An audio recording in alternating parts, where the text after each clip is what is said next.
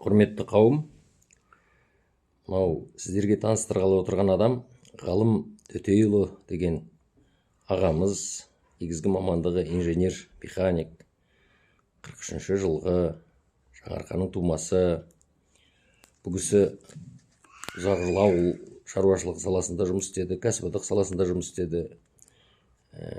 Әнші, композитор, күйші, ақындығы бар.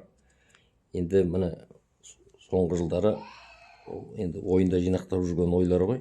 Мына Қалыбек Түгелбай шежіресін жазып шықты. Одан кейін мынау Алаш қазақ құдіреті деген еңбек жазып шықты. Енді осыларға еңбектің шығуына біздің сәл үлес қатысымыз бар. Мынау жатқан міне қолжазбасы, мына бұл кісінің жазуын назар аударыңыздар. Осындай. Сосын міне ептеп теріліп қағазға түсіп жатыр. Түсінетін жеріміз бар, түсінбейтін жеріміз бар. Енді автордың өзіне сөз берсек, кейін бір үлкен еңбек қып шығарып түсірерміз. Экспромтом болып жатқан дүние. Еңбек мен де филолог емеспін, лексика саласының маманы емеспін, лингвист емеспін, заңгермін. Атым Болат Кенелұлы Сыздық деген азаматпын.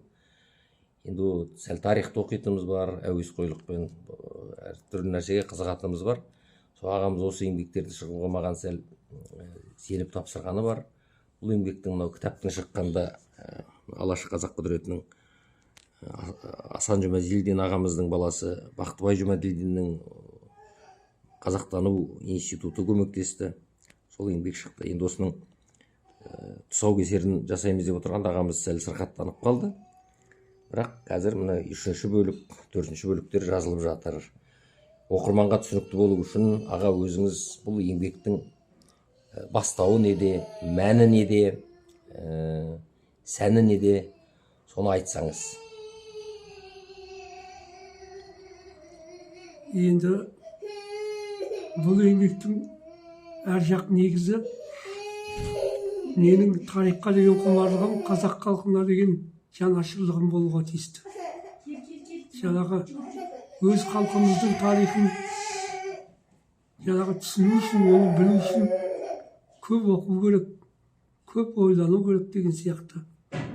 Енді тарихты кітаптан, елдің аузынан, әрқилы елдің бәрі оқиды, бәрі естиді ғой. Соған құмар болдық. Мамандығымыз басқа, не лингвист емеспіз, не тарихшы емеспіз, бірақ оқып түсінгендіктен осы қазақ халқының тарихына, тіліне деген жанашырлығымыз бар. Содан басталған дүние бұл. Кезінде ауыл шаруашылығында жұмыс істегендіктен қолымыз тимеді, пенсияға шыққаннан кейін осымен айналысып, ойымда жүрген дүниелерді соны қағазға түсірдім. Ал енді бірінші мынау алғашқы адамзаттың сөз туралы жазылады негізі. Табиғи дыбыстарға еліктеуден қалыптасқан сөздерді соны талдап, соны келтіріп, соны қазақ тіліне жат еместігін, қазақ тілі арқылы, қазақтың дыбыс жүйесі арқылы сол алғашқы сөздердің мәнісін соны түсіндіріп, соны жазып шықтық.